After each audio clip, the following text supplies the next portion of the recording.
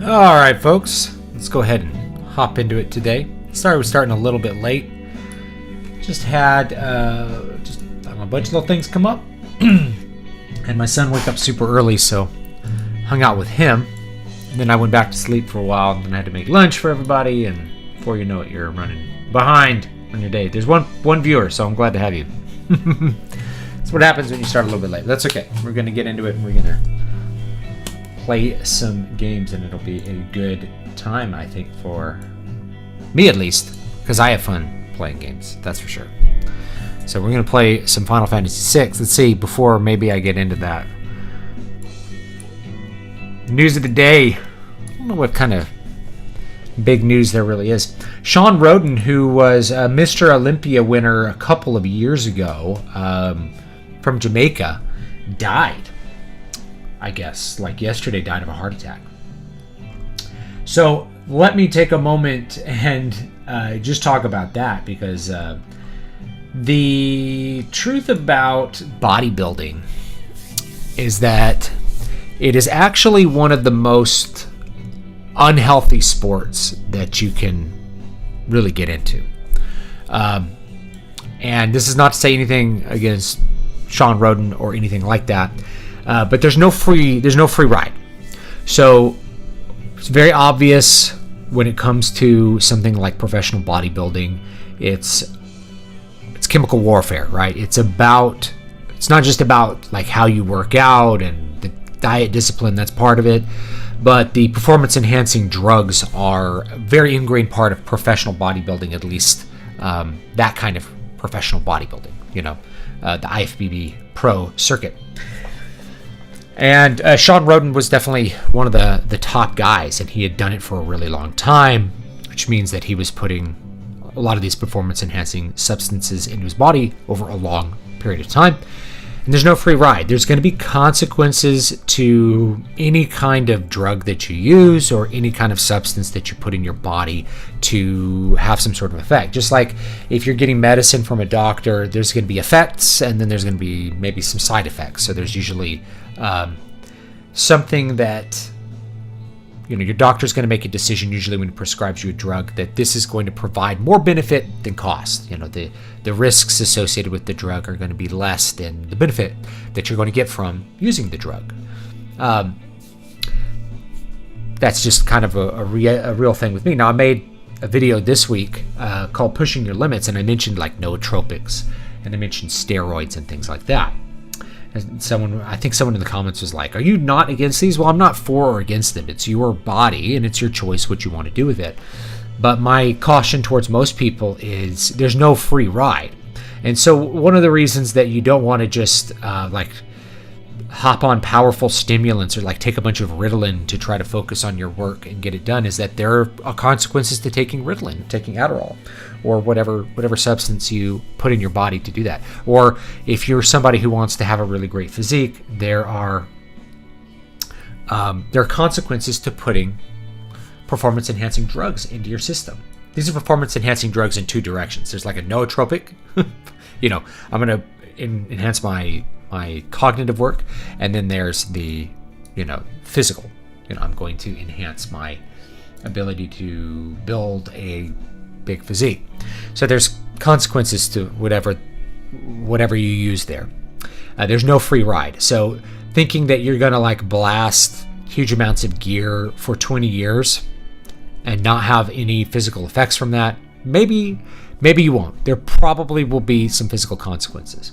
Sean Roden unfortunately died of a heart attack, and some people are prone to that. So the filling your body with all those extra androgens can cause more heart problems, atherosclerosis and things like that, just kind of depending on your genetics. So there's a risk associated with going down that path. Of course, you had, who else died of we've had several bodybuilders die of heart attacks.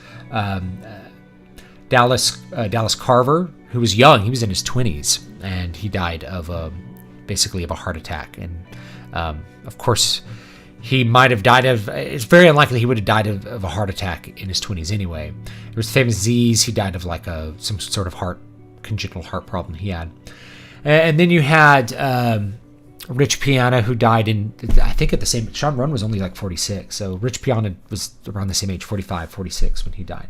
And so he died of a heart problem. So obviously you can increase your risk of getting a heart attack by using these substances. And in my opinion, when it comes to putting substances in your body to try to enhance your performance, it's very dependent on like dose and time that you choose to use them.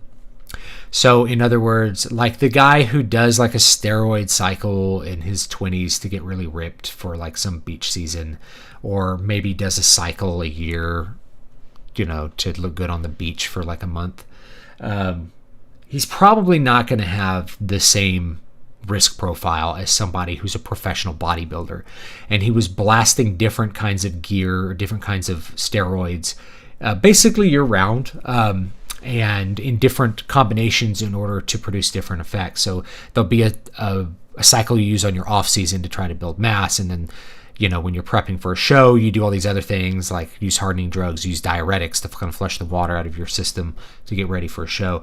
Now, all those things are going to have effects. So Nasser El Somebody, who never won Mr. Olympia, he probably should have won the last year that Dorian was competing. Nasser, I think, was better, but he was an Egyptian bodybuilder, and he died of kidney failure. So kidney failure, you could put stress on your kidneys with use of diuretics and things like that. So your organs will get stressed from using those huge amounts of gear for long periods of time. That's just reality. Now, this is not me saying anything bad against Sean. It's just a reality that there's no free ride. There's going to be consequences to whatever thing you choose to do in your life, or you can end up with like Big Ronnie Coleman.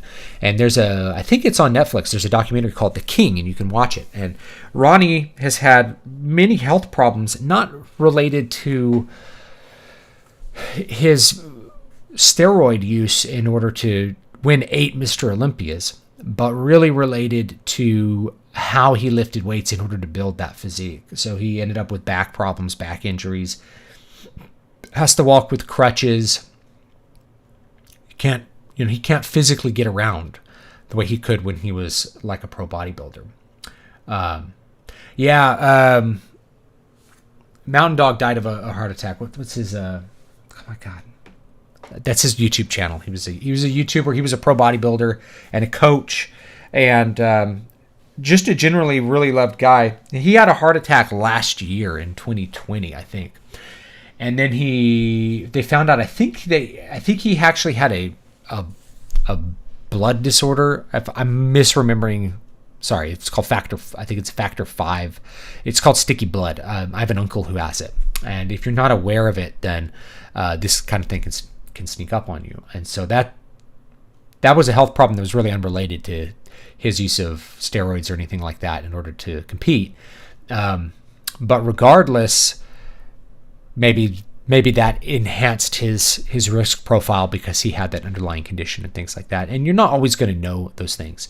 So in general, my point of this is that while, it's your body and it's your choice, and really I take a pretty expansive view of what enhancement means. People put drugs into their body all the time for different purposes, and to me, performance enhancing purposes are not necessarily bad compared to other purposes, like taking something to I took an allergy pill because I was sneezing my butt off. Well, there's going to be consequences to that. It's like a diuretic; it'll dry me out, and you don't want to take them forever, things like that.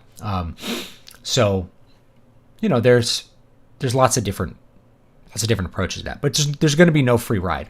And so this is why I say to people who are like wanting to do nootropics or something like that, wanting to find some kind of stack of these little stimulants to try to enhance their cognitive output. Give yourself permission to progressively build your ability to focus and your ability to work before you start deciding to try to take a bunch of substances. And you also have to take a step back and think, well, if I'm so unable to focus on my work, is this what I really want to be doing with my free time? Is this something that if it's so unenjoyable that I just can't do it, why am I trying to take a substance to force myself to do it? That's really kind of a more deeper existential question. And I think that kind of thing exists on the physical side as well. There's people who hop on gear pretty early in their like workout, in their, I don't know, I don't want to call it a career. They get into bodybuilding a little bit, and then they decide, well, all the guys who look great, they're on sauce. I'm gonna at least blast some tests. They can mess up their hormones, or they just don't get the most out of it because they haven't learned how to work out yet. They haven't given themselves the ability to like reach something close to their actual potential without using enhancing substances to then know whether they want to cross that threshold or not. There's a pretty big YouTuber named Greg Doucette, who was like a natural bodybuilder, and you can look at him as a natural, and he looks like a natural to me when you look at his natty pictures. A good genetics, very good conditioning, but not big like a pro bodybuilder. And he decided to cross that threshold. He's like, I was tired. I wanted to go pro. I was tired of, I was Canadian national champion. It's natural. No one knows who I am because natural bodybuilding, no one pays attention to it because there's no freaks. So he crossed that threshold and, used performance enhancing drugs. And he's been very honest about that. And I think there's ways that you can use them minimally, and you're still going to have risks, but they're going to be less, versus being someone like Sean Roden, where you are by necessity using large amounts for years on end. He was 46, which means he was probably using for 20 years. That's a lot. That's a lot of stress to put on your body. Okay. All right. Let's play a little bit. Let's take a look at chat and see what's up. I'm going to turn on this. Fan.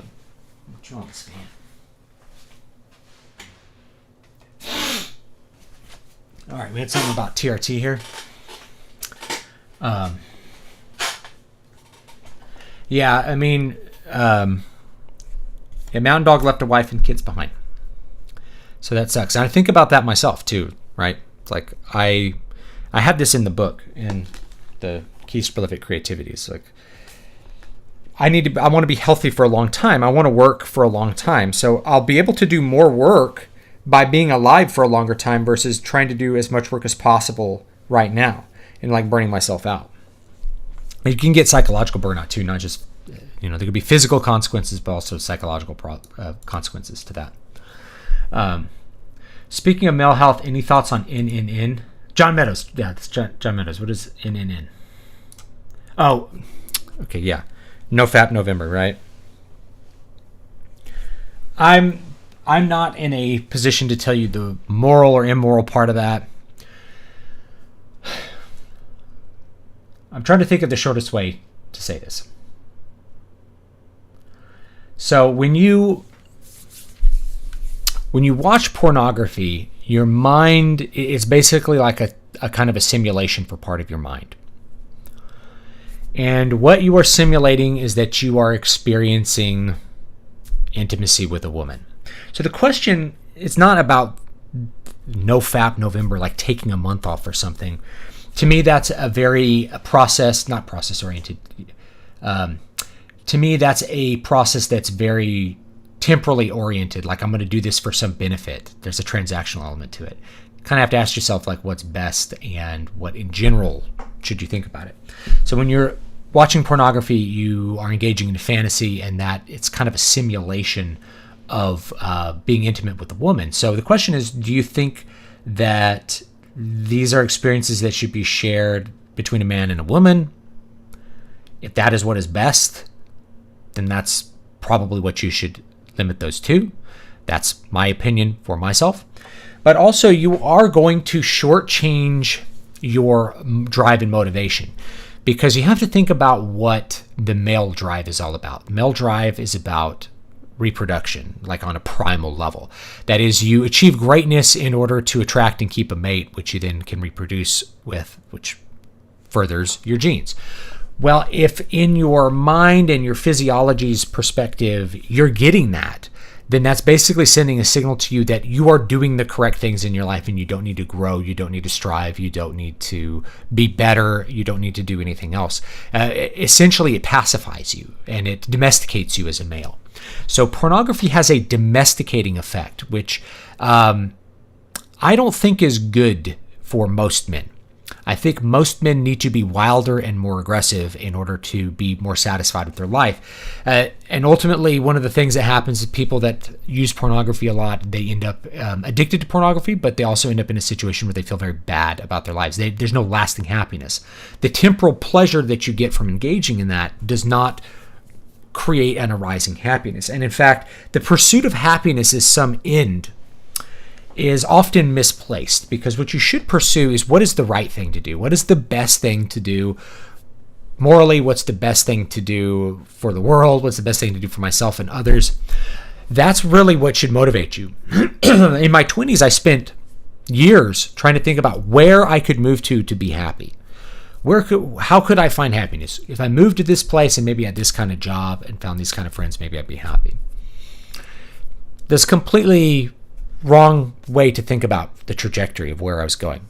Rather, it should have been, where does God want me to be? Where's the best place for me to be to have an effect on the world and to be, to do the right thing, and where's the best place for me for all these things, not just like to be happy. And rather, once I arranged my life to have the things that I felt like I was meant to do and the things which were satisfying to do, which for me is having my family and, of course, my creative output, my books and things like that. Once I had those, the happiness as a general feeling kind of arises out of that. Does that mean you're 100% joyful at all times of the day? Absolutely not. I struggle every day. Sometimes I'm angry. Sometimes I'm frustrated. Sometimes I feel like I'm just blowing it and I'm not doing my process right. But in general, I'm very satisfied and happy with my life, and I wouldn't change it because I'm doing the things that I feel like matter. And I'm going to be happiest each day when I'm accomplishing the things that I feel like are best to accomplish. Did I treat my children correctly? Did I give them the education they deserve? Did I give them the attention that they need to grow and thrive? Did I give them the nutrition that they need to grow and thrive? All of these things are on my mind. Same thing for myself. Did I give myself the nutrition that I need to grow and thrive and be healthy? Did I do the creative work that I believe I am put on this planet to do in this day? Right? It's okay to have fun. I like to play games in my downtime. I like to read books. I like to, watch shows or movies. I like to do all the things that are fun and pleasurable, right? Including things with my wife. But do those things create lasting happiness? And the answer is no. It's putting yourself in the right place and doing the things which are correct and right, which will lead to that more transcendent kind of overall happiness feeling. Are you going to be joyful every minute? Absolutely not. You will struggle and you will be unhappy sometimes. You'll be angry, you'll be sad, you'll be scared, you'll have all of the emotions that run the gamut. There is no life that is pure pleasure without something else that contrasts with it. You just have to accept that as a limitation of life. It contains both up and down, light and dark. All these things are going to be in our lives. So for NoFap November, it's a great place to start if you feel like you need a change and you feel like that's what's going to keep you accountable and to break some kind of cycle you may have with pornography. Because the truth is that every time you are stimulating yourself with that, you are sending a signal to yourself that what you're doing is correct and you have already achieved what you need to achieve because you are reproducing. On a kind of a lizard brain level, you think you're reproducing, but you're not, right? You're seeing the results of what it would actually take a man a lot of hard work to get, which is a naked woman, right? To see a woman in the intimate aspects of her body, to see her naked and to engage in the sex acts with her, traditionally would require a large amount of work and accomplishment in order to marry her and begin reproducing with her. Acquiring land, acquiring wealth, acquiring resources, conquering other people, things like that. So your brain thinks you're Genghis Khan because you're seeing a different girl every night. But you're not. You're just somebody kind of falling through modern life, not really going in any direction.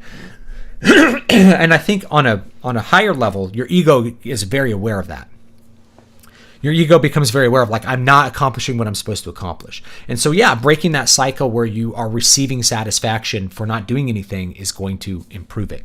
But that's something that you should really think about doing over the long term, is minimizing interaction with things like pornography, because it's going to have a negative effect on you. Now, this is not like a moral or theological argument. You should talk to, if you're struggling with pornography addiction, there are places to help. But if you're wondering, should I do this at all, you can talk to your priest or your pastor and ask their opinion on it and see what is there theologically.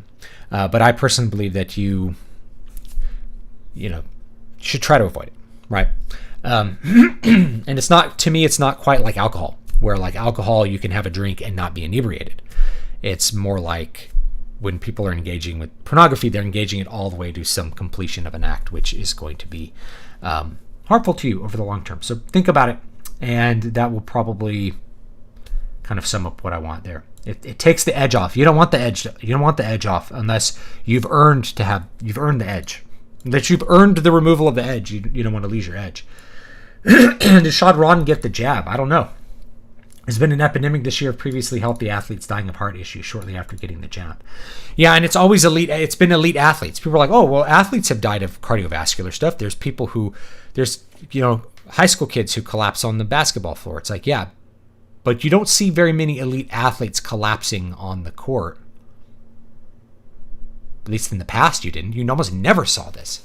So it's been something that has been popping up. So it might be related to the vax, or we might just be noticing it more. I don't know yet because I don't have the data. It may just be something that people are paying more attention to because they're on the lookout for healthy people having heart problems who also had the vaccine, and seeing like, is this an actual risk? It may be that the data is just rather neutral on it. But I have seen some data that says there's been an uptick in general of heart problems among young people. So it might be related to the vaccine, or it might be related to the vaccine, maybe plus something else, like the fact that people are more sedentary because of the lockdowns and things like that. I don't know. I don't know the full story. But since I already had COVID, and I felt like I had cardiovascular issues following it. That is to say, like my cardio capacity was very diminished after getting COVID, and it took weeks, maybe even months, to build it up to where it was before. Now I'm good. I can hit the road and run a 5K no problem, and be good at that. But before, it was like I really noticed it in the gym trying to lift heavy weights. Like trying to do deadlifts, where the same amount of weight I couldn't do a full set. Do maybe working weight of 225, I'd do like 10 or 15 reps, and then I'd do 5, and I'd have to sit down because I was too tired. I was just too gassed to continue the set. Porn didn't kill my drive to meet women. Modern day marriage laws and women did. Rampant male hate didn't help either. So now I get this perspective, and I'm not going to say it's wrong or anything like that. But it's one of those things that you could, modern day marriage laws give people an out. But lots of people had very miserable marriages before. You need to be careful about who you marry, no matter what. And if you're living in a little online sphere where you're just having a bunch of MGTOW messages at you and seeing all kinds of stories about people being screwed over in divorce, that's going to become your reality. You make your own reality. And so if your reality is women, or these women in general are this thing that I'm imagining, then that's going to be the case for you. But I don't view women as some category that they're all, all women are like this. I don't view people that way. And in my experience, that's not the case. Now, I've known bad women. Known lots of bad men as well. It's out there. All right. Thank you, friends. Live long and prosper. I bet if prostitution were legal, most women prefer the real thing rather than porn. They would, but it is legal in some places in Nevada. Now, when I lived in Vegas, you could drive like outside of Vegas and get a legal prostitute. Nobody did it. The main reason was because it was too expensive. So people do what's ever convenient and easy. So when they feel that need, they just flip on the computer or whatever and look at some pornography, and then do their thing, go to sleep, whatever it's going to be, rather than driving out and seeing a prostitute. And it's really easy, even though prostitution's illegal in Las Vegas, it's very easy to acquire prostitution services if you want them in Las. It's very easy, but I've never done it. But I've known people who would do that. Unless you have a lot of money, you're probably not going to do it. In fact, the only people I know who would do that a lot were very had a lot of cash on hand to do that. So that's what you go. The jab alters a person's DNA to continually produce spike proteins. I'm not sure how true all of that is, because I've heard it's the spike proteins that like cause the damage. But the effectiveness of the vaccine seems to wane pretty quick as well. So maybe it's not like a persistent thing. I believe, but cannot prove, that there's a vice for everyone. Today's people are talking about porn addicted for political reasons. Another time it would be alcohol. Yeah, there's vices in the world. They exist. You have to think about yourself. What's best for you is the question you need to ask. And if best for you is to reduce or eliminate a vice because it's affecting you, then you should really think about finding ways to do that, however you want to do that. It's up to you to kind of figure that out. If you drink too much, that's something that you probably need to tackle. If you are somebody who smokes too much pot or something like that, and you probably already know this, but if you're honest with yourself, you already know what vices are really impacting your life and which ones are maybe minimal. Like I drink soda. I do like to drink my Coke, when I'm streaming. That can absolutely be considered a vice. I drink too much caffeine. I just do. I need to cut back. I cut back the other week and then had a bunch of work fall in my lap. I'm like, time to drink more Rockstar, have some more coffee, That's how it is. All right, here we go. Let's play some games. I haven't played this since last week. Let me make sure that I can make sure it has the right controller set up here. Here we go.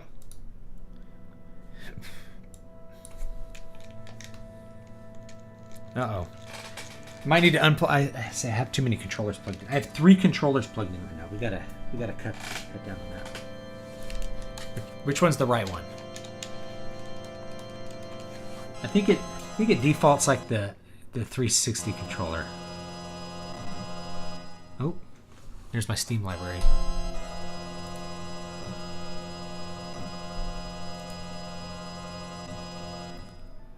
Let's exit Steam so that doesn't happen again. Unplug that. And you're asking, why do I have so many controllers plugged in? That is a very good question. I don't really know. Well, the main reason was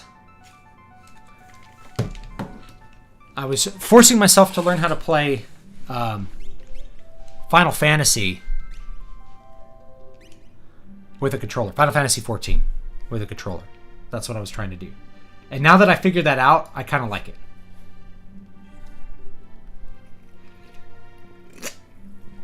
So Kai brings something up. It's damaging your ability to have a loving and healthy relationship. I think that that's true. Also, I didn't mention this, but it can definitely create a cycle in which you are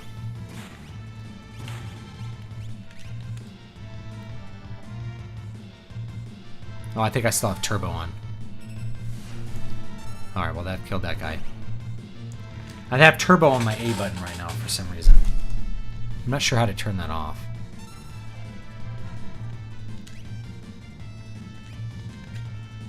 Just have to like do very light taps.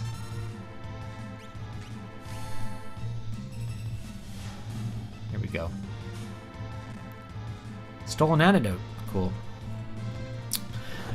You get this cycle of novelty. You're basically training yourself to only respond to things which are novel and strange, because we're kind of wired that way, especially men. So after a while, you won't actually be able to have a normal sexual relationship with a woman, because you have trained yourself to only seek these novelties. Alright, maybe I can't go this way yet.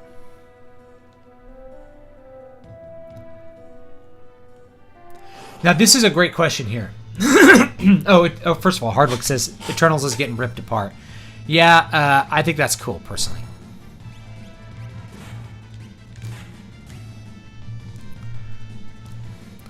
I felt like in-game was really just the last hurrah of the MCU, and it should be that way.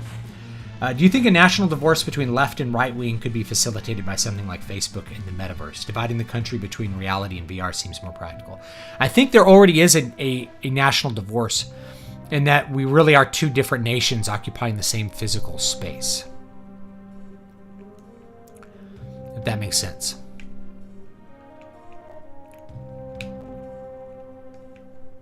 We'll go ahead and rest. But you want those two nations to be in two different physical spaces, because what happens is that with the presence of the state is physical.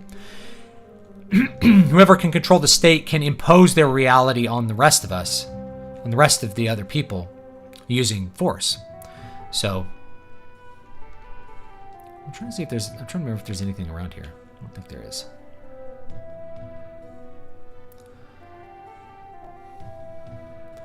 Where are we supposed to go? I thought it was this way. Maybe I'm wrong. We'll find out.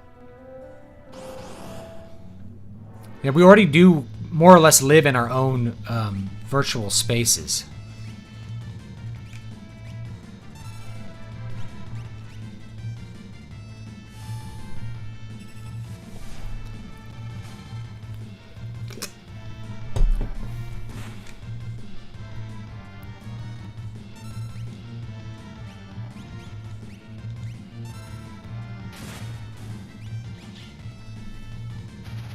Oh. We got hit with the wrench. And the backgrounds in this game are just awesome.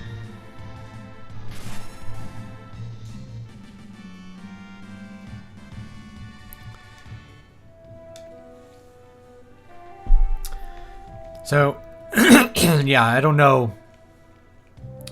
I think it'd be better if you did it physically as well, but we kind of are already occupying separate virtual spaces and separate virtual realities. We just aren't quite aware of it yet. We have this weird problem where we are still physically near each other. America has always been multiple different countries rolled into one. Yeah, I agree. That's what it was supposed to be. Endgame really is the last MCU movie that had people interested. Yeah, it was the very it really kind of everybody rolled off into the sunset. People had their, their emotional moments and then got to leave.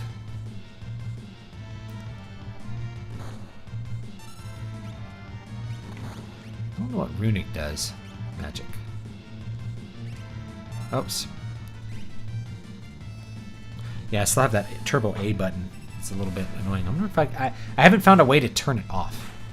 So we'll just live with it for now. I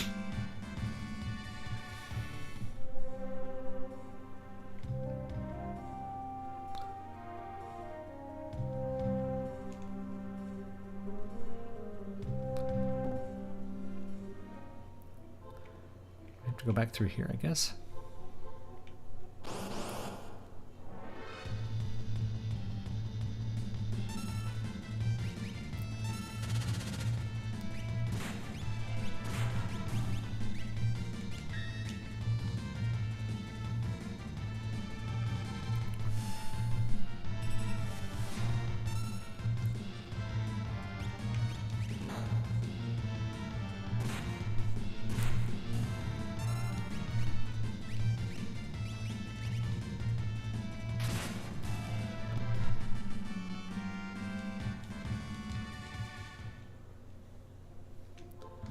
Go.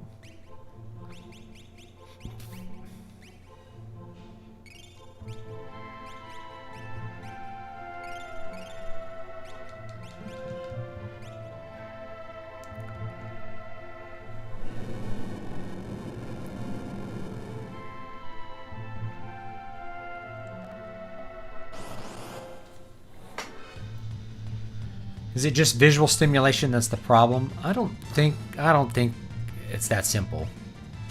Like I said, there's a novelty part to it.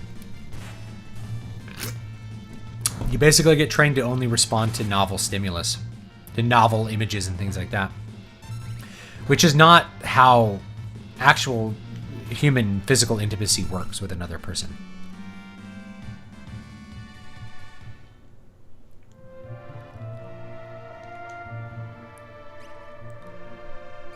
Need more antidotes.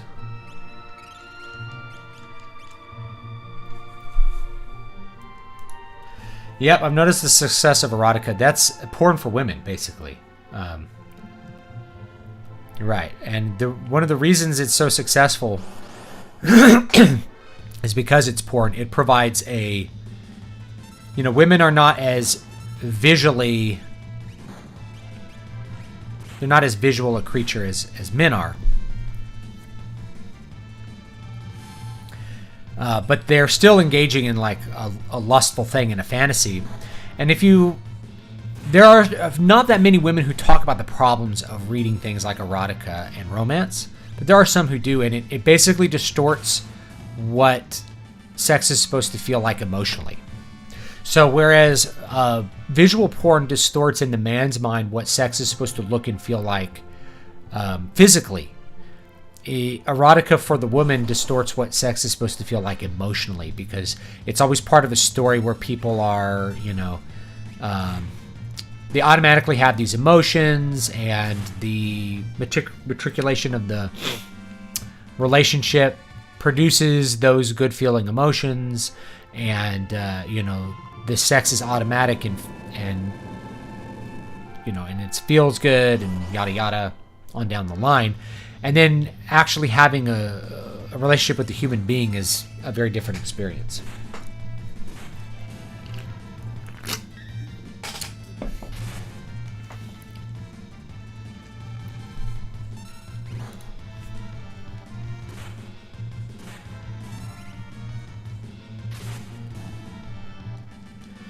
Oh, poor Key. He needs some health.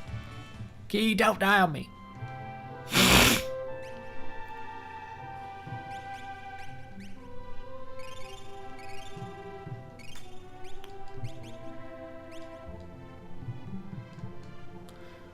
Yeah, most guys aren't Fabio. It's not really that they're not Fabio. It's also that they're not, you know, an ultra successful alpha male, yada yada. And the relationships portrayed in a lot of erotica are not healthy either. They're often abusive, dominate, you know, involve humiliation and things like that. Especially with erotica versus romance. Erotica and romance really should be separated out. It's really where the emphasis is. So with erotica, the emphasis tends to be on the sexual act.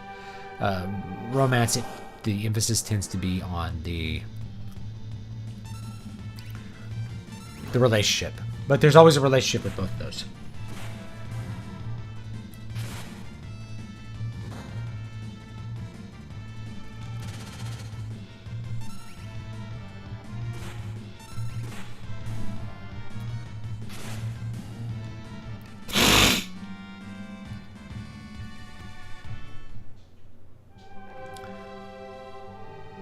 I'm running out of antidotes.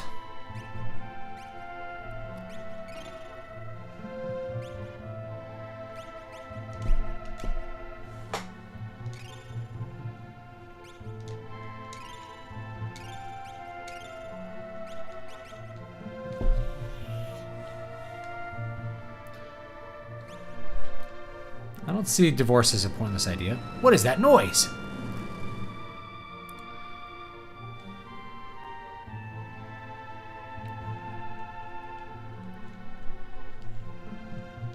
There's a turtle there.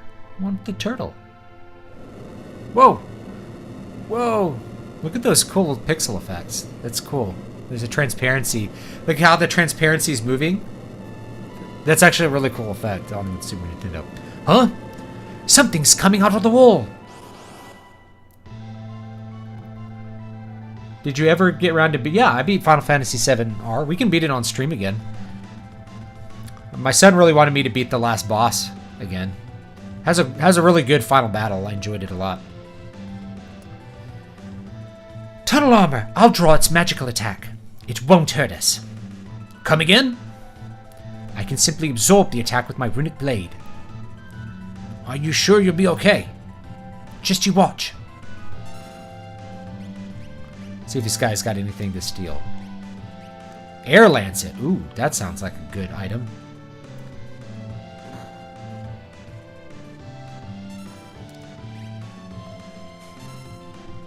Doesn't have anything. Okay. Fire. Ooh. Hilder.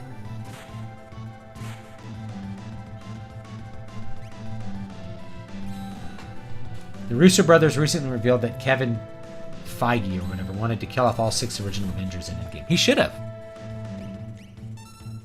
That's also why I said he should retire after it. Because he's just going to end up running the franchise into the ground at this point. You've already done all the good stuff. You've already done pretty much all of the good stories. There's not that much else to do.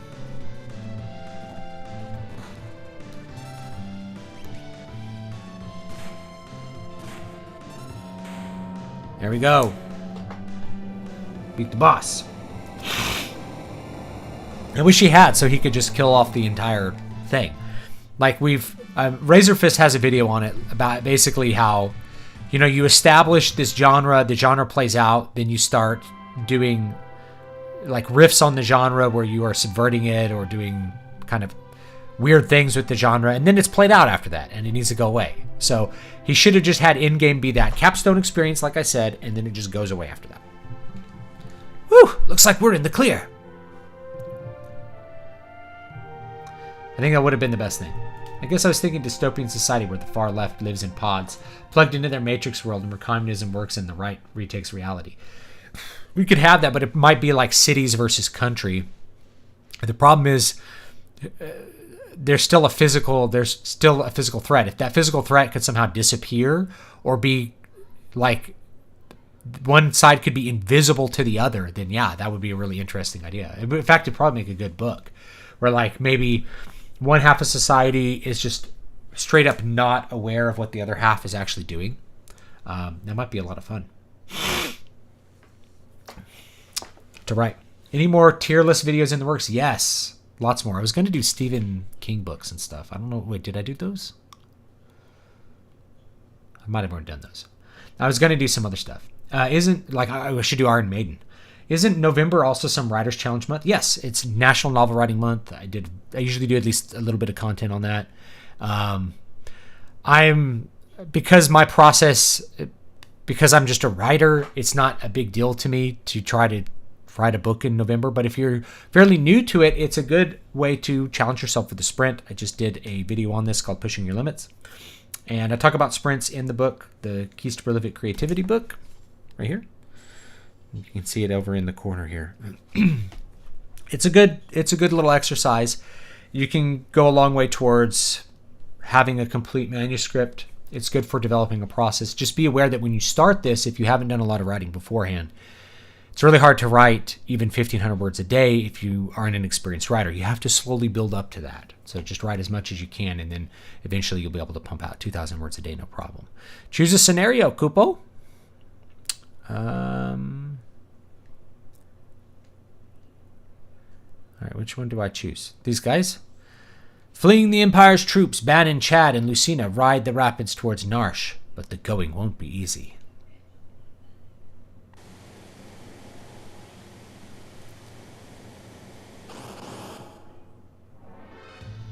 Oh, a star pendant after you have poison status, it'll act like an antidote. There we go.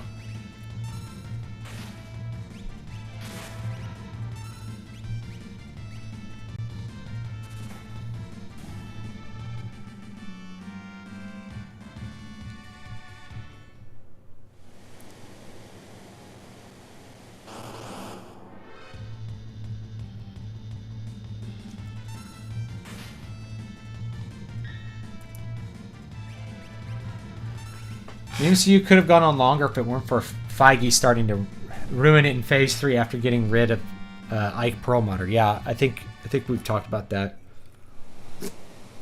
I mean, if I were him, I would retire rather than run the franchise into the ground. But, you know, what do I know? Just some guy.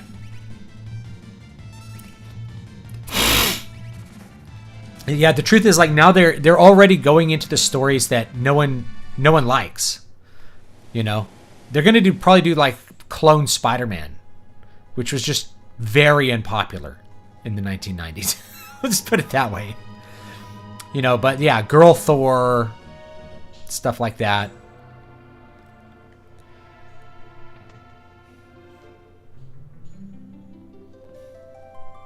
I'm ready to do this.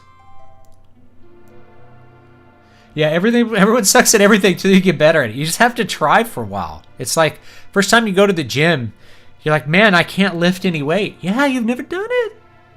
I can't even bench press 100 pounds. No shit, you've never tried. You got to learn to do it. You have to build yourself up by doing it. And the best way to get better at writing is just to do a lot of it. You have to, I think Brian Niemeyer said this, you got to get the suck out. You just have to, you got to write like 1,000,000 words so that the crappy writing is already out of your system and you can just do good writing. And the best way to do that is to stick to a schedule. Try to write every day.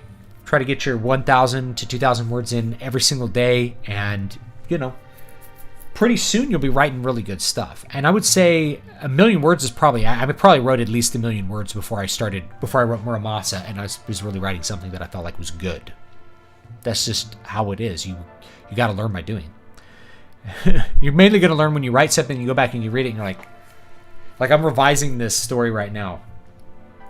That's, I think, going to be in the Pulp Rock anthology, and I'm like, what the hell did I mean here? You know, because it's been like a month since I wrote it, and it's like, I don't know what I was writing here. I'm going to rewrite this.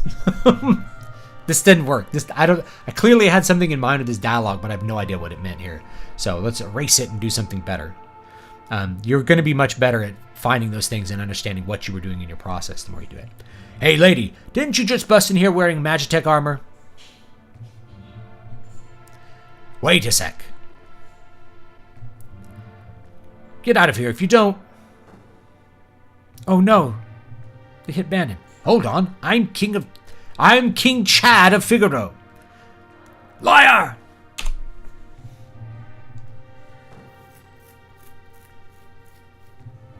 Oh, you guys are getting bossed around by some dumb little guards. Aye, aye, aye. Aye, aye, aye. That kind of attitude is deadly. He won't even listen. It's all my fault.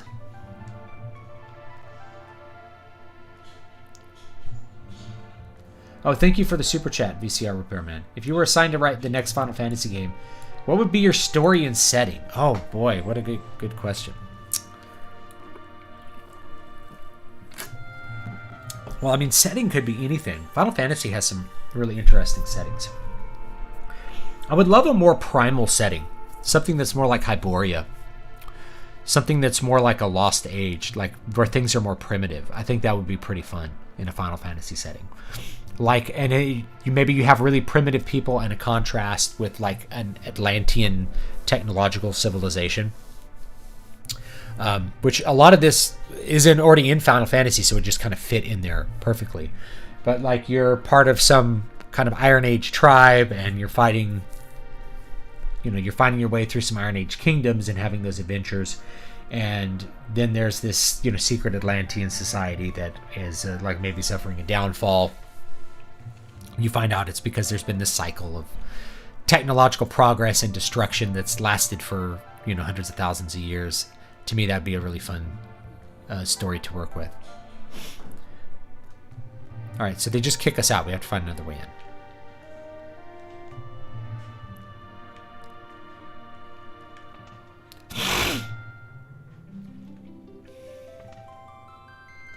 I found an old sheet of music lyrics I wrote when I was probably 13 or so for my would-be metal band. At midnight we rock, at midnight we talk. I laughed so hard, I was almost crying.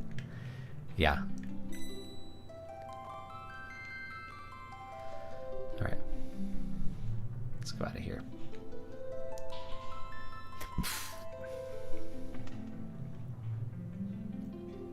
Yeah, it's battle tactics. Is there another cave outside of town? I'm trying to remember. I think there is. So yeah, I'd probably try to go something more primal. The last couple main entry Final Fantasies, besides obviously Final Fantasy 14, have really been on more like the advanced technology side, and I think it'd be really fun to do something a little bit different from that. Something where there's like a big contrast, like you're on the side of the primitive people.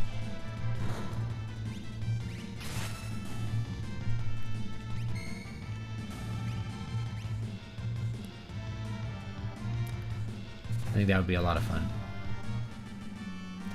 Oh yeah, thank you for reading Moonsong Book 2. I'm trying to get that. I've been trying to get the third one out all year, but I keep being interrupted with revisions. So I'm finishing up a story right now, a revision, and then I'm going to be hopefully doing that this month. The third book is written, so is the fourth, technically, but I've needed much heavier revision of those because I wrote them early in my career, if you will, and they suck. So that's it. So yeah, I'm rewriting the ending of book 3, and then it's done, and I'll put it out. So hopefully maybe December. I can get it once things are actually done. I can get them out really quick because it only takes me a day to put a cover together and to get all that stuff going. I know that process really good at this point. So once I have something finished, the turnaround to completion is usually pretty quick for me. I wanted to get that out in March, but like I said, I got interrupted by a lot of things. Had deaths in the family. I mean, we still have lots of other things going on. Like I may move out of California here. I don't know how quickly. I do cringe when I look back at things I did when I was younger. Music or books. Totally.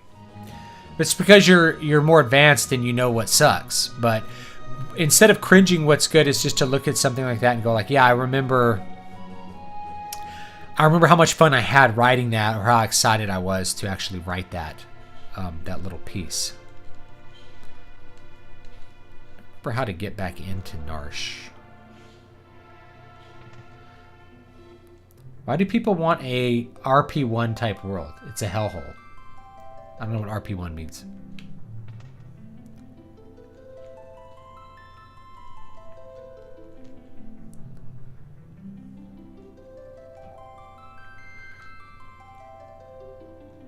Okay. Remember how I get back in. I mean, this game looks really beautiful. It's hard to believe. It's almost hard to believe that it's a Super Nintendo game because it looks so good.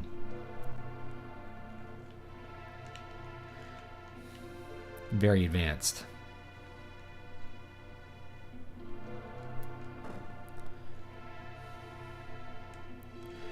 No, it's like, you need to remember this for when you come back later. I'm like, I forgot it. Is it over here? It's like a cave over here. There it is, yeah. When Key first helped me, he fiddled with something right around here. Knowing him, there's probably some secret switch in this rock wall. There we go. Oh no! I'm attacked. Facebook meta to Ready Player One. Ready Player One is not original at all and bad. It's a ripoff of just a ripoff of Snow Crash, but bad. Just read Snow Crash instead. Snow Crash will be more accurate. The sequel to Ready Player 2, or Ready Player 1, is it called Ready Player 2? I don't remember. It has some of the worst prose I've ever read. It's nothing but attempts to like create pop culture references, which is going to add. It's just going to be so dated. No one's going to understand it in like 15 years.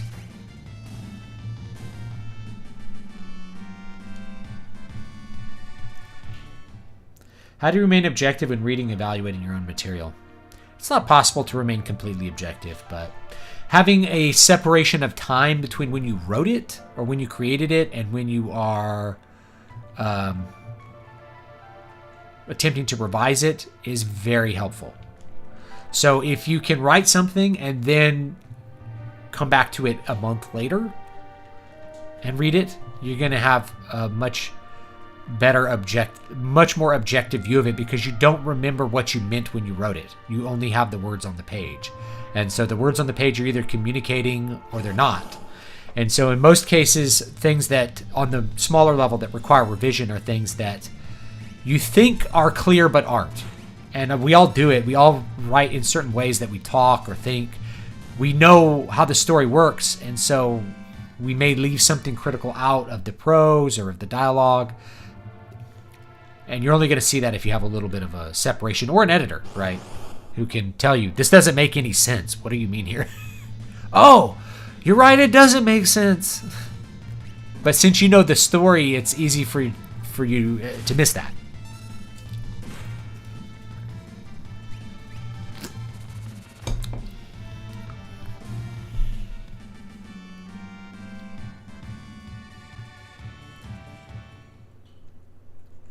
The new Spider-Man is going to be a huge hit. They're bringing back the villains from the Raimi movies, as well as possibly Tobey Maguire and Andrew Garfield. Oh, that's a bad idea. It might be a hit, though. I don't know. It's a bad story idea. Like, the multiverse Spider-Man stuff from the 90s was some of the least popular Spider-Man ever made. It was awful. Like, the writing was bonkers. They had different writers, like, every 2 months. And I was really not a fan of, like, Into the Spider-Verse. Just on a story level, it was bad. Man, my allergies are killing me today. Just feel like there's like this horrible itch. Oh, I missed that.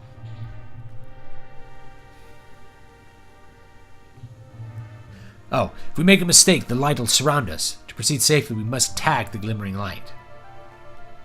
Let's see if I can see it again, because I wasn't paying attention. Alright. That way... Oh boy. Let's take a look at it one more time. I didn't watch the Ready Player One adaptation, no. I read part of the book. Didn't like it. Oh, it's different every time.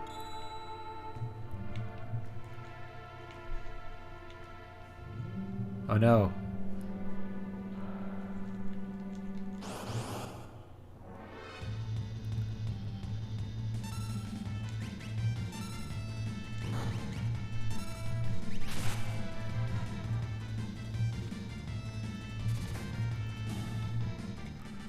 No, that's not too hard. I completely agree with your opinion on the Clone Spider People saga. It was atrocious. What do you think about the current state of comics from a story writing perspective? I haven't read any mainstream comics in a long time, to be completely frank. And the more I see of them, the less interested I am in them.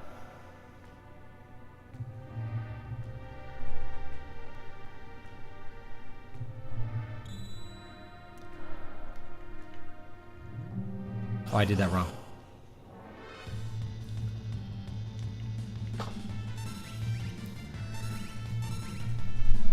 Which Final Fantasy would come out on top for writing and score? 6, 4, oh, and if you're including score, 12.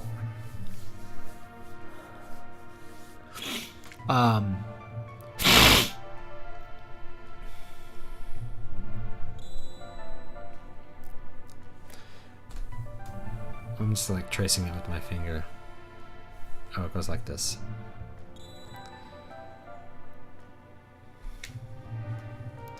So I think I'm gonna have to see that again.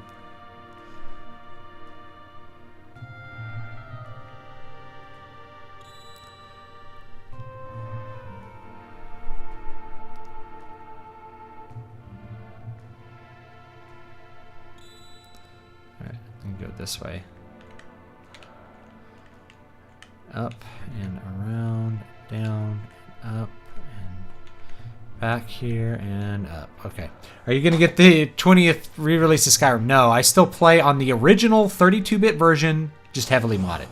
Because the mods for the original version are still like going to be better than the special edition. I have the special edition, I guess, for free.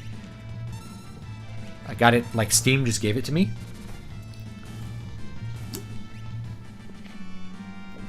But I use it for some recording stuff. I've used it because the one I have set up with the original is like a 3-screen surround kind of thing. That's really fun, very immersive. If you guys are like into immersion, gotta set up Skyrim on 3 screens. It's a lot of fun. So no, I don't think I'll get another re-release of Skyrim. It's not in my plans. Okay, we already went, so I'm gonna check up there. Go that way.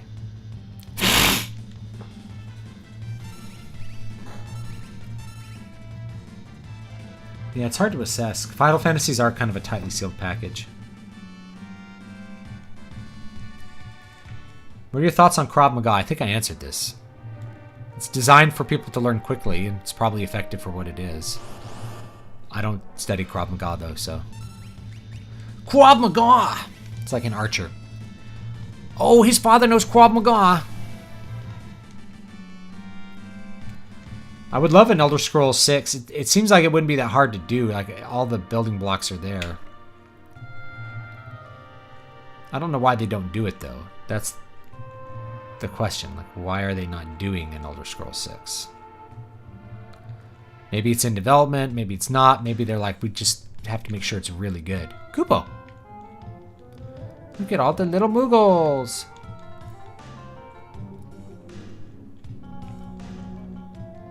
Kupo. Kupo. Kupo. Kupo. Kupo. Well, I don't think we can talk to these guys yet. I think you get like a little thing where you can understand them later.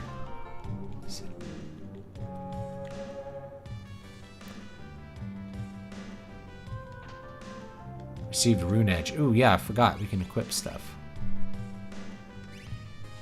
Rune Edge.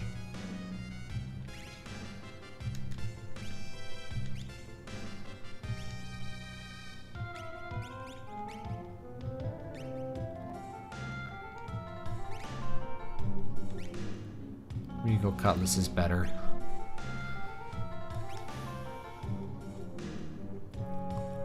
Alright.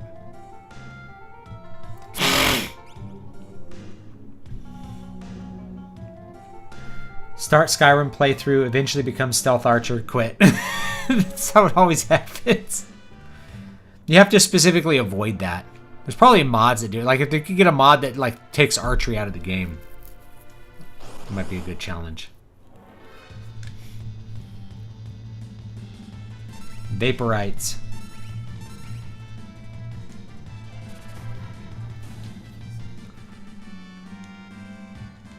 Well, you keep re-releasing Skyrim to make money and you come out with Elder Scrolls 6. You know, you can do both.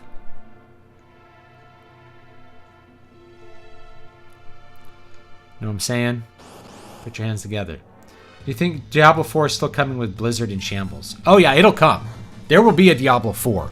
There's going to be Diablo 4. There's going to be Overwatch 2. There's going to be sequels for every game. But what's going to happen, I think, is you're going to have a takeover from Activision corporate. Do you believe in ESP? On some level. I think dogs have it. Believe it or not.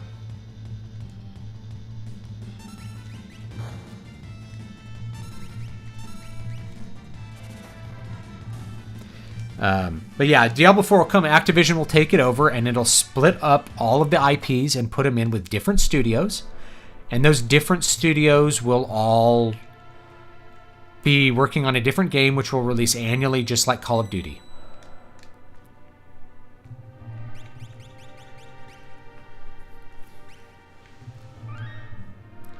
And that's what's going to happen. So yeah, Diablo 4 will totally come. It won't be made by Blizzard, but not that it matters that much. Most of the personalities that made Blizzard great have been gone for a long time. So yeah, I wouldn't worry that much about it. This is how it is.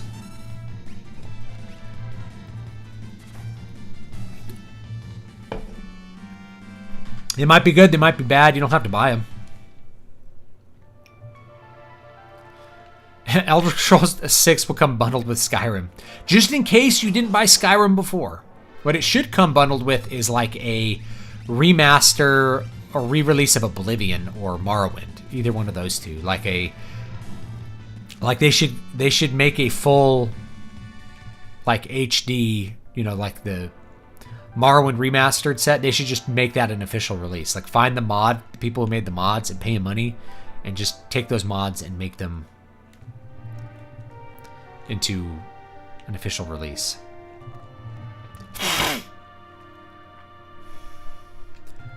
Manon, King Chad, and Lucina.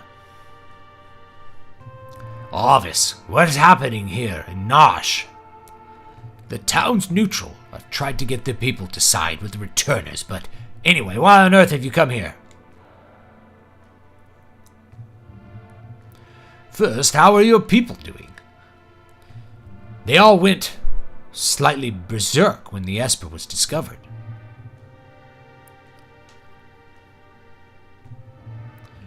We believe this young woman is our only hope of reaching out to that Esper. My people are dying to know what the Esper looks like. Maybe Lucina can help restore some order to our town?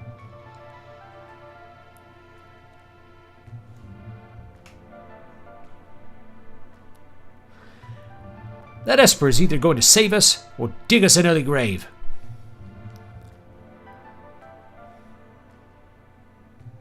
Choose a scenario, Kupo.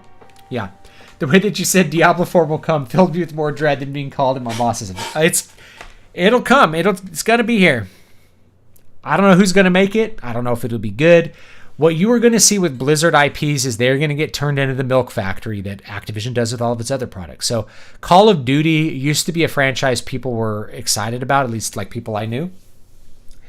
After Modern Warfare, Call of Duty 4, it became an annual franchise, and they figured out that they could take that same product and just release variations of that product year after year. Now they've done it for 14 years.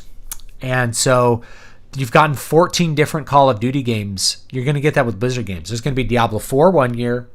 Then there'll be Overwatch 2. They could even do it where there'll be Diablo 4, 5, 6, 7 every single year, like Far Cry. Like you'll have an annual release of a Diablo game. Now, the thing that made Diablo good was always gameplay. So maybe they just will keep the gameplay that's good. And it'll be good, and you just have different tile sets. But kind of what made all the Diablo games good is you can still go back and play them because of their procedurally generated nature. They're different every time you play them, so it extends the longevity of the games a lot. So maybe, I don't know how they'll try to turn that into an annual franchise, but they might, Honestly, like a takeover by Activision could possibly improve a lot of Blizzard products. The truth is Blizzard products have been bad for 10 years. They've been subpar. They've been worse than they were at least for 10 years. So maybe you start seeing annual World of Warcraft expansion releases and they're better. Or maybe they're more expensive, but you get them more often or something. I don't know. Or maybe they'll shut World of Warcraft down, which it needs to be, artistically, it needs to be put out of its misery, but I don't know if they'll do that. And artistically, I don't care about any of these games coming out. I didn't think Overwatch was a good game. I thought it was bad, personally. It's okay if you liked it. I didn't like it at all.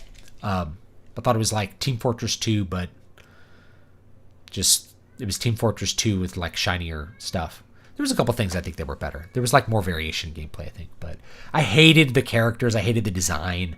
I didn't like their attempt to try to do that League of Legends, like here's the personalities and lore, and like none of that matters. So yeah, there'll be an Overwatch 2, there'll be a Diablo 4, all that stuff is coming. It's all coming. It's just a matter of who's going to do it. The EA Sports money printer method, exactly. Maybe with Diablo 4 you'll get some like gotcha characters or something, or Diablo 5 they might do it. Here's all the lore characters, and you can get them with a loot box. Any upcoming games you're really looking forward to? Well, I really enjoyed Dungeon Encounters. I did a review on that. That's been fun. I've really enjoyed the new Tales game. What is it? Oh my gosh. Tales of Arise. So Tales of Arise has been a lot of fun. I haven't really streamed it, and I haven't played it in a few days because I've been focusing on Final Fantasy XIV. But I've had a lot of fun with it. So, what dire fate has befallen Sigma, who fell from the raft after the fight with Ultros? Paladins is far better than Overwatch, not to mention free. I think I have a friend that works for them. Overwatch is just Team Fortress 2, but gay, unironically. And that's all it is, yeah. I played the hell out of Team Fortress 2 back when it was a new game. It's like I don't really care about playing it again.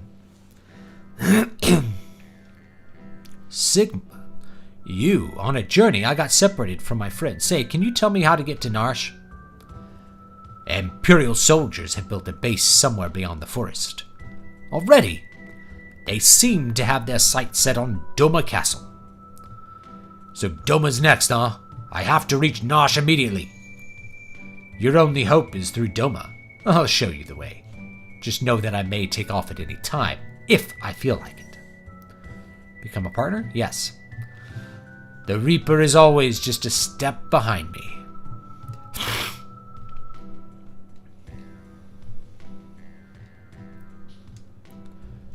Let's go.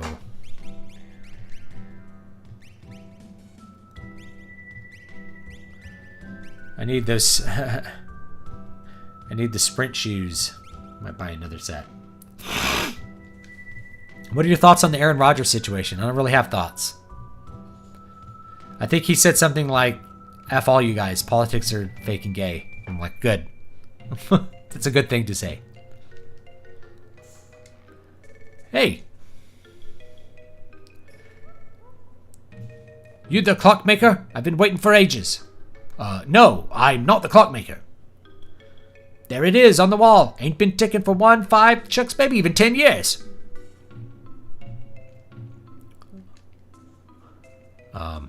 There's a clock on the wall?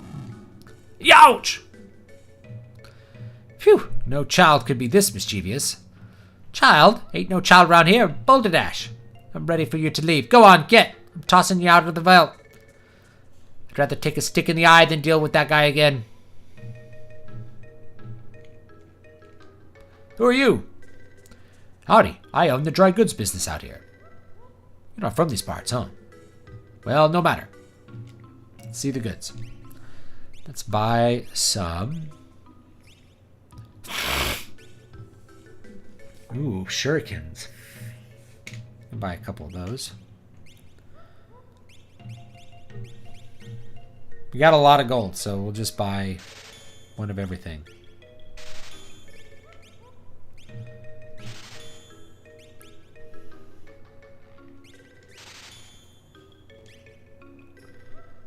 Oh. Buy 20 of those things.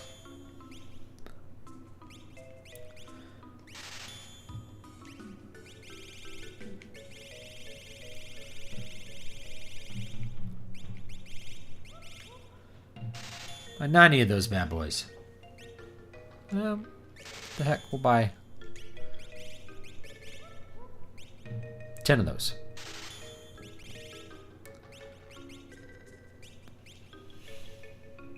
Punch the clock, that will fix it, okay. Yeah, he says ivermectin cured him. Of course he gets attacked, because he didn't buy the mega corporate product. In triplicate.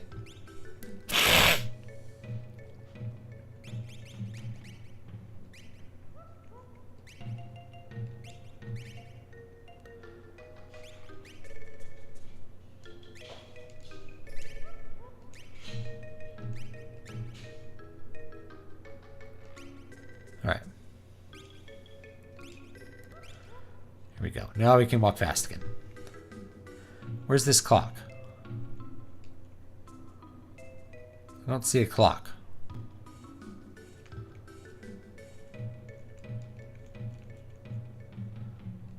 Oh, snooze. Velt is a word.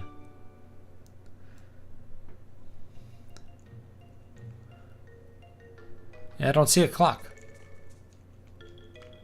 Is there a clock? My list like...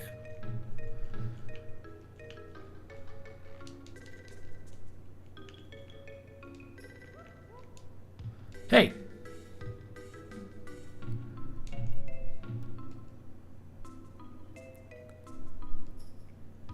I don't see the clock on the wall. Am I missing something? I love Final Fantasy IX, yeah.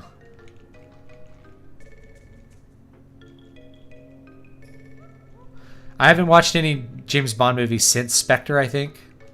No, I watched Skyfall was the last one I saw. I didn't love it. Yeah, I don't see a clock.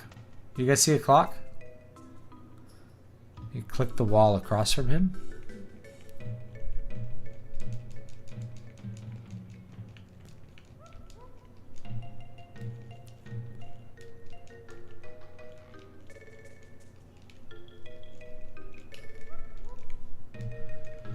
Invisible clock.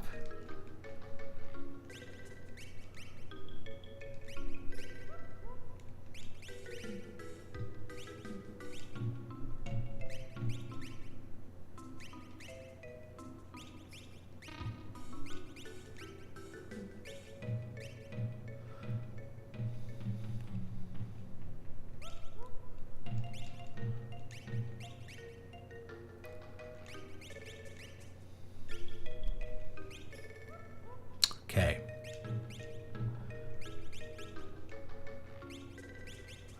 Yep. Not all Final Fantasies involve a time travel plot. A lot of them involve some sort of like time plot, though. That is true. Youch!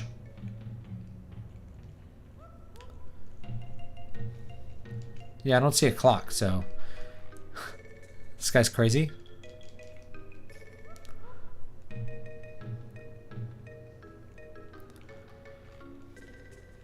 It's like, fix the clock. Okay.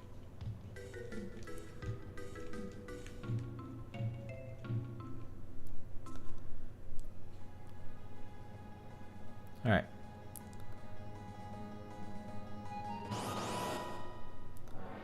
The James Bond movies have gone downhill. Mission Impossible, on the other hand, has gotten better with each new movie. I haven't watched a Mission Impossible movie in a long time either. I have to just remember some of the Blitz moves because I don't remember them.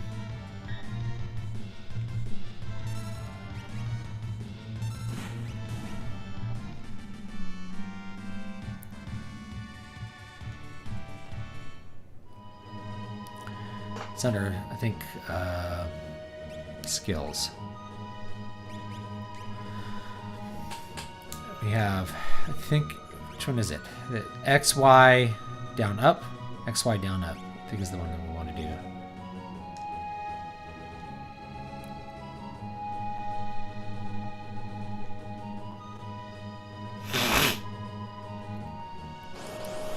Might be going the wrong way here. I think Narsh is that the other way. Oops. Oh, that was crazy. I didn't know what I just did there.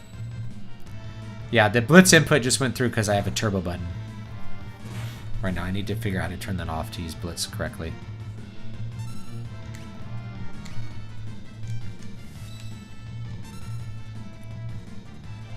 Yeah, it just registered the extra X press.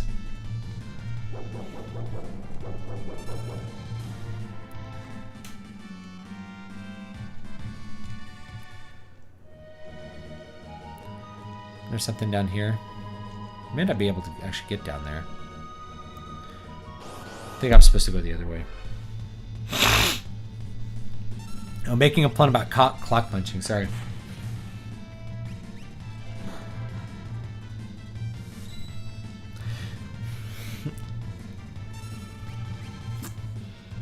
The Fifth Circuit's put a temporary halt on the OSHA jab mandate, citing the grave statutory and constitutional issues.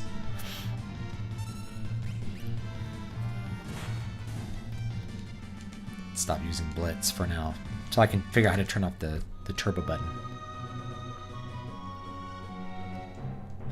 Imperial Camp. This is an Imperial base. Too many soldiers. I can't fight them? Hey, have you heard? Oh boy, you mean... Shh, quiet down. If Kefka catches us, we're toast. If he drives General Leo out of our battalion, he'll probably become the next general. Don't make me laugh. If someone like him becomes a general, I'll go home. Shh. What if he hears you? You'll be jailed. All right, all right. Here he comes. Back to the waiting zone. Hey, you! You keeping a sharp lookout? Yes, sir. You're Kefka, correct? How are you, sir? Please, save your petty small talk. Just do your job. Phew. Someone's got to put that guy away. I'd like to tell him to his face he's no General Leo. Shh. Do I always have to tell you to keep it down? You're hopeless. I hate that weirdo Kefka. I don't even think he's human. Not like General Leo. Agreed. You two, we're about to storm Doma Castle. You will join the assault team.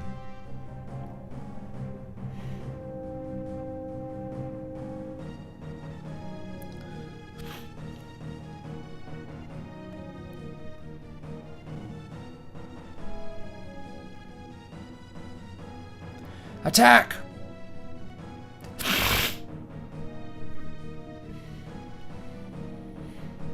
Doesn't seem like that's an effective way to attack a castle, but what do I know? It's hopeless. We can't keep them out. So it's finally happening. A moment, sir.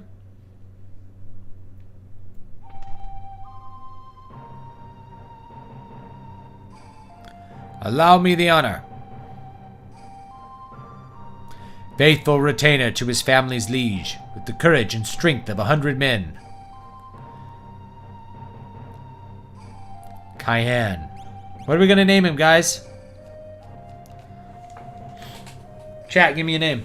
Let's see here. And while we'll do that, I'll check it out. So yeah, I mean, OSHA historically has been about preserving the rights of workers to like have a safe place to work. And usually that's been like, well, you know, the employers have to provide you earplugs so you don't go deaf. Okay.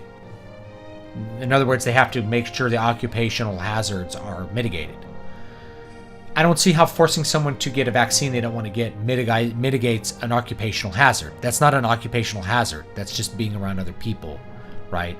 And it has its own risks. It's like, well... That's completely different than providing earplugs for workers to use, or providing safe scaffolding for workers to build something.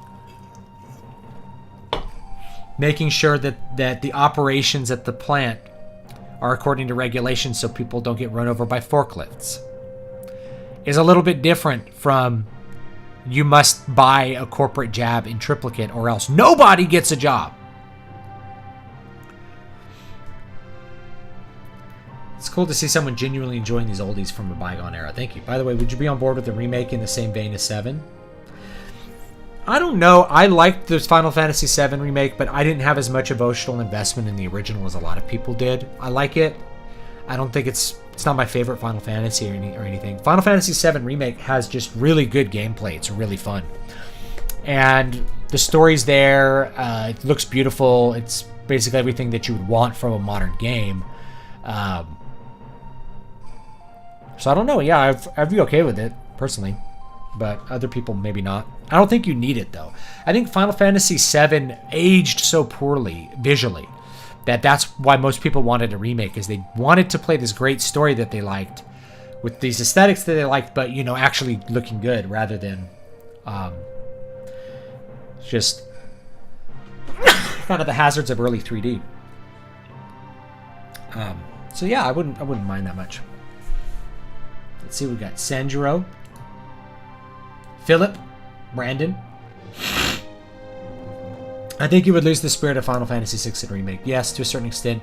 To a certain extent, you lost the spirit of Final Fantasy VII. I don't think you really lost the spirit of Final Fantasy VII. I don't think you did. I think it was pretty much there. I don't think there's enough for Musashi, but we could try it. I think you can only... Let's find out how many characters it is. I think we were going to try Musashi on a... Oh.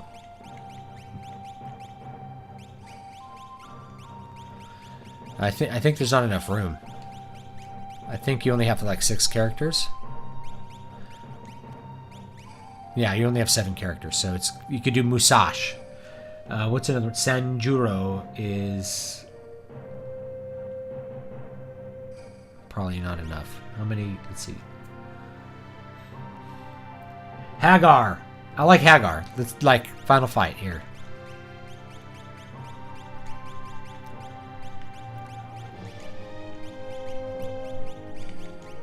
There we go. Let's do that one.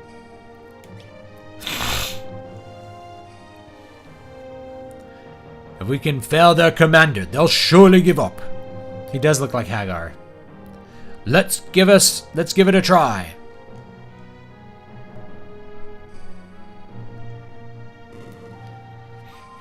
After a while, they stopped letting you name the characters. This might have been the last one they let you name the characters. Sir Hagar, let their commander have it.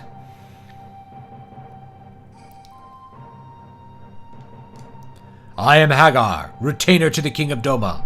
I am your worst nightmare.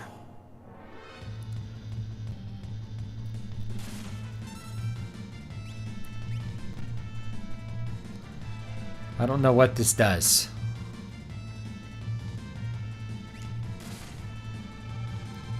Quadra Slam.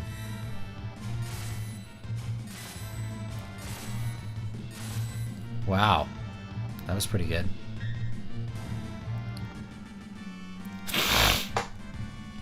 Got black belt. 50 gold.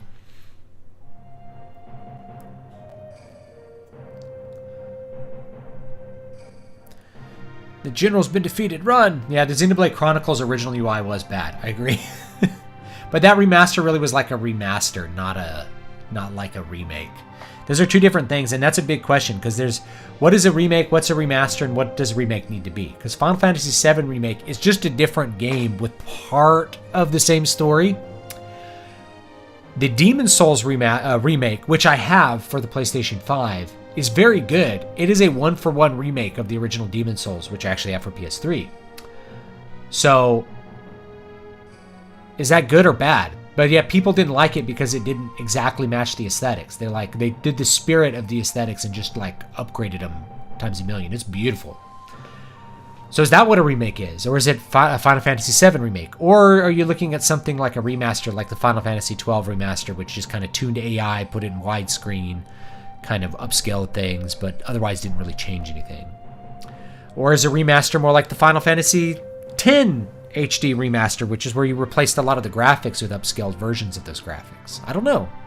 I don't know which way is best or what we should even call these things, frankly, because it's kind of a new phenomenon in video games to have this sort of thing happen. It's not brand new. Like, there was a Resident Evil remake for GameCube, which was kind of cool. But, you know, we don't really know how to deal with how we should treat them or how we should label them. Oh, Genji Glove and two swords. Yeah, good idea, Brian. Good idea. Walled up in there, we can't wait out our enemy.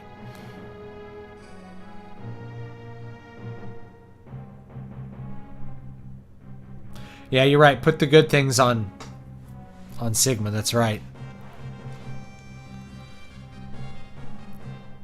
This all switched around.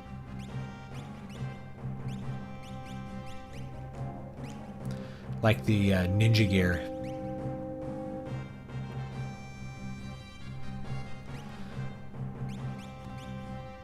Imperial. Imperial's pretty good. But I don't think it's all that necessary.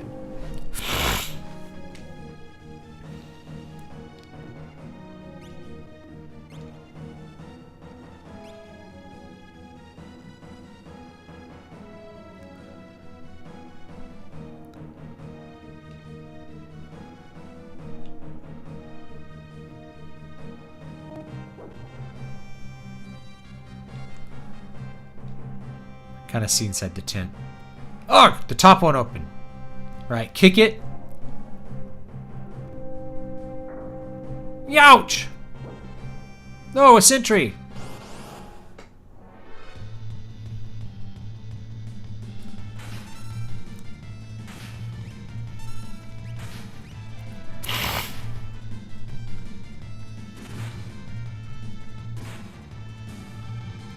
Is it fair to say that basically all 3D games pre-2000 are just ugly?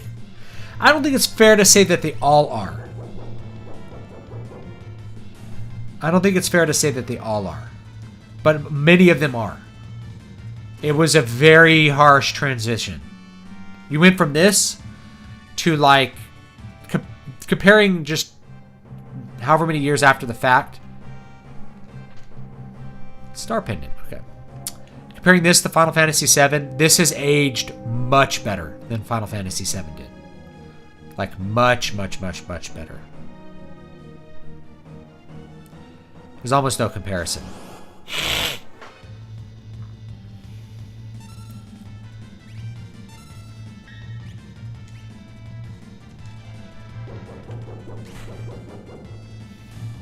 See if I can actually perform this blitz correctly. Suplex.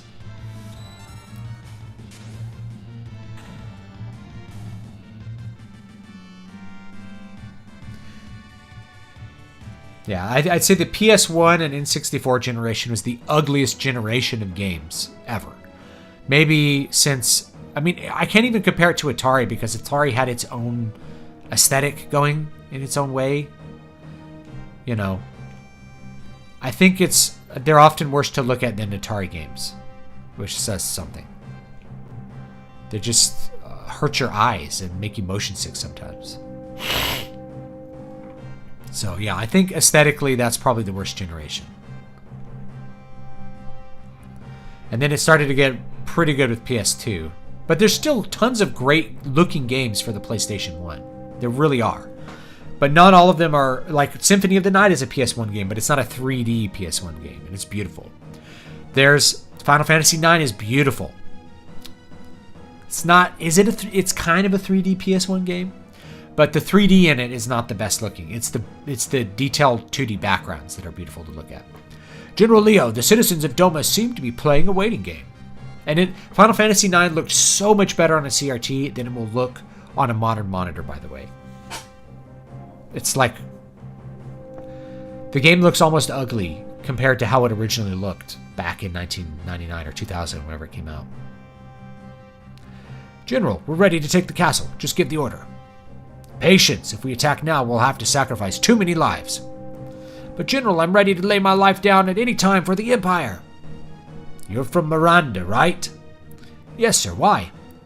And your family lives there. Fall in battle and I'll have to deliver the bad news. What shall I say to them?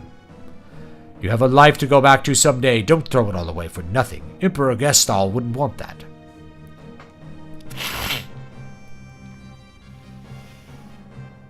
General Leo, a carrier pigeon from Emperor... what is it? Gestal? Gestal. I suplexed the Gundam. Yes, it's what's funny. Sega Saturn had tons of good stuff too. Oh, you're right. Rumble Hotep. N64. Look, Polygon's PC. Okay. Yeah, we had that on PC. Like people were like looking at their blurry 240p stuff on N64, and I was playing MechWarrior 2 in like 1280 by 1024. Like super crisp 3D graphics.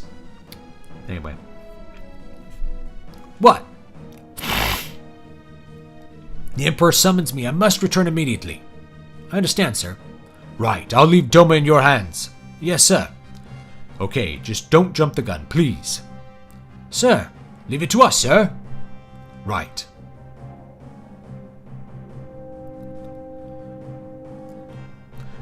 So that's General Leo. He could be my friend if he weren't my enemy.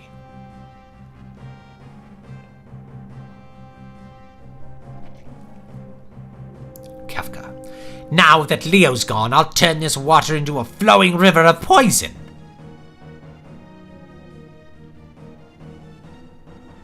The Emperor has ordered me to return home. I don't want any trouble here.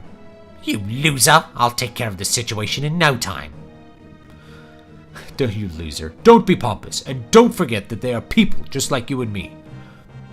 We did not spare those who lead. We did not spare those lands that give rise to return. What is this? Oh, we did not spare those lands that give rise to the returners.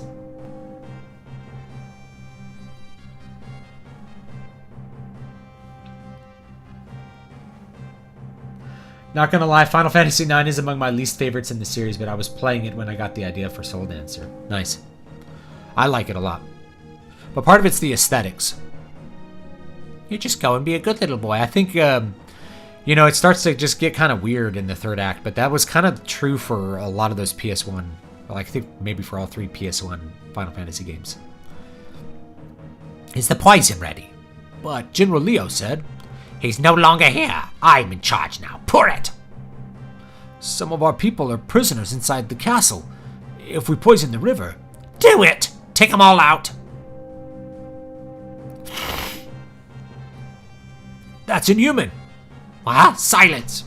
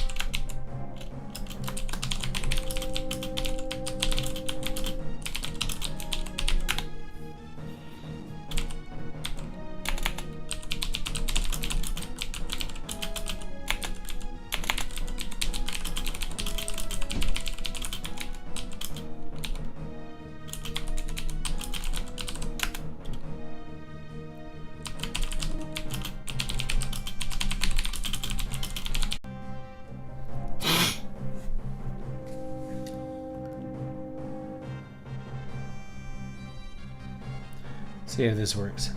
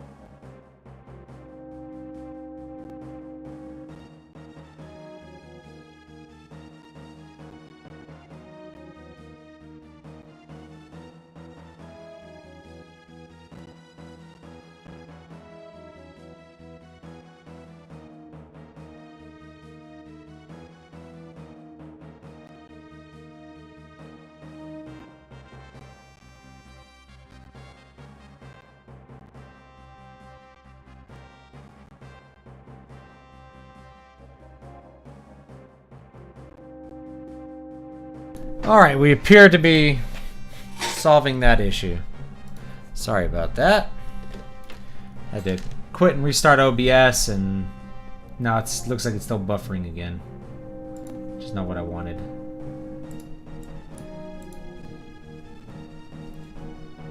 So yeah, it's not showing up correctly on my screen. So it could be my window here is just not showing it correctly. Alright, yeah, it looks like it's working when I open it up in a different window there. Okay. Huh? How long do you expect me to put up with you? Next time you're a goner. Can I get in some Magitech armor? That'd be fun. Mithril glove. Monster in a box.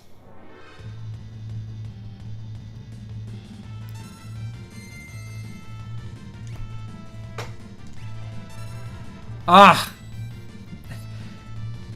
Man, that turbo button is killing me here.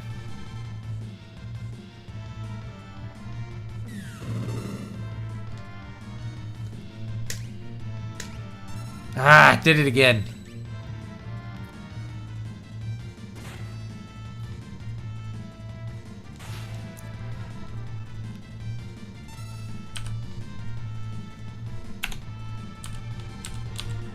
If there's like another key I can put in here.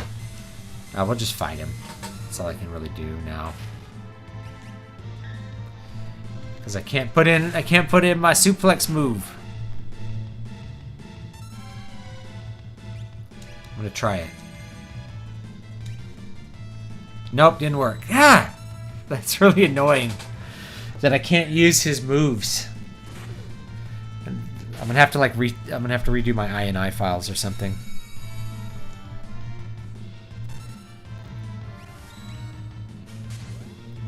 I'm gonna fight my own guy and kill him. Let's do this.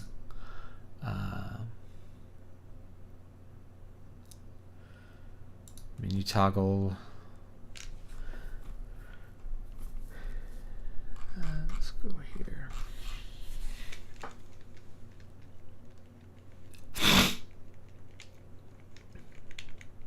Settings, input. Turbo mode.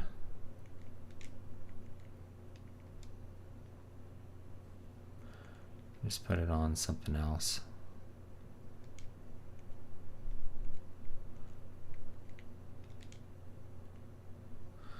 So I can't like get rid of the turbo on this, I think.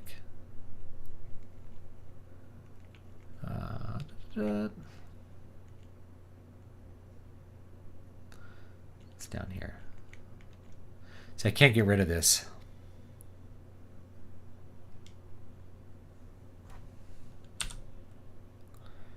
All right, whatever. We'll try to.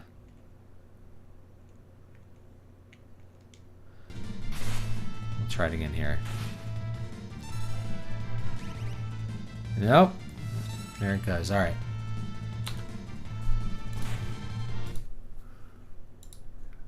Let's reload the state.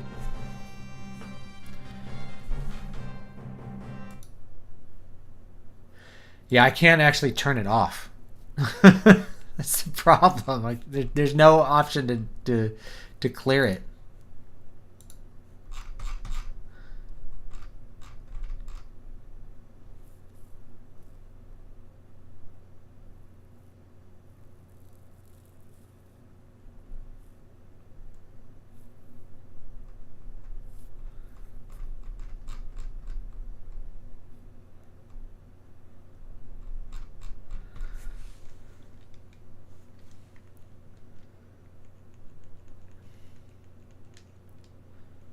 Let's see here. We'll try to fix it right now. I'm about out of time for the stream anyway, but that's how it goes sometimes.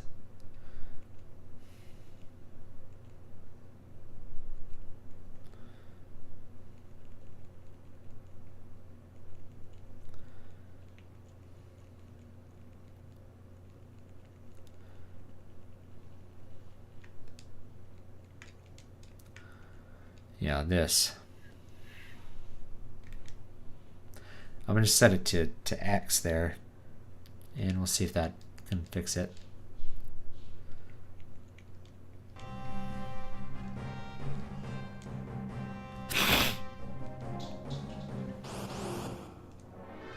All right, we'll try this again.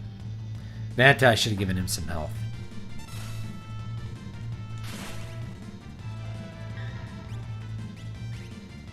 See, it's still doing this turbo thing.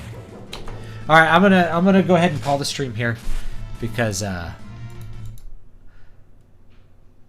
it's gonna be way too annoying to play unless I can get this fixed out. So anyway, thanks for coming and hanging out with me. Sorry for the technical problems on YouTube here, and I hope you'll forgive me for that. I'm gonna address something real quick here. Somebody was talking about their book being. It's 500 pages on Word in a Word document, a normal length. No, that's way longer than a normal book. Most books are 50,000 to 100,000 words. Fantasy books sometimes a little bit longer, 120,000 words. For a typical book, especially a first book, you don't want it to be too long because you don't want, like people are not going to accept a book that's that long from a new author. 500 pages in words is roughly 250,000 words. That's really long. Okay, really long for one book. You should probably think about splitting it into 3 books. And if this is your first attempt at writing a book, it's probably going to suck, and that's okay. You got to write it to get the suck out, as Brian says. It's like you got to write like 1,000,000 words to just learn the basics of how to write and not be bad at it. There's so many things. It's just 1,000,000 things you can't even correctly articulate that you will learn just by doing it. So you have to get the suck out. You got to do the reps. You got to just practice writing by doing it for a lot of words, and then you're going to start getting good at it. So there's that. Anyway, guys, I really do appreciate it. Thank you for the super chat, and I think that's going to be it for today. Hopefully, I have more content coming down the pipe, but I've got a lot of work right on my plate right now. So anyway, there's that. The other thing about if you write a book and you're like, I don't know what's good and what's bad. Like Brian said, you can hire an editor. The editor will tell you, like I was revising one of my stories here last night, and it's like occasionally I get to things I'm like, I have no idea what I meant when I wrote this. You get to a section of prose, you're like, what was I clearly I thought I was writing something that made sense to me because I already know the story. The story exists correctly in my head, but just giving yourself a little bit of space, like a month before you go back and try to read it again. You're like, what was I writing here? Clearly, I had no idea. This makes no sense. I'm going to delete it. I'm going to rewrite it and make it good. So that's something an editor can do for you too. Like, I don't know what you meant here. Well, I meant this. Well, that doesn't come across clearly because I'm a human who doesn't know your thoughts. Your job as a writer is to communicate clearly to me what the ideas, what the intent are. So an editor can really help you know what you're not doing correctly, which is going to be a lot of things when you're new to this because you just have to learn how does this thought translate into an actual written thing that will make sense to another person. It's something that you just kind of have to learn by doing and practicing. So anyway, there's that, and I hope you guys will have a great rest of your day, and I'll see you all next time. Oh, newest book is, just plug a book, Wasting Desert. This is a little fantasy horror story. Another short read, 150, about an, let's say, I shouldn't say 150, 1.5 hours to 2 hour read, just like Voices of the Void. Lots of good stuff. People like the lore in this that's related to my Eternal Dream series, so you can buy that. It's only 99 cents and enjoy that. So thanks so much, guys, and I'll see you next time.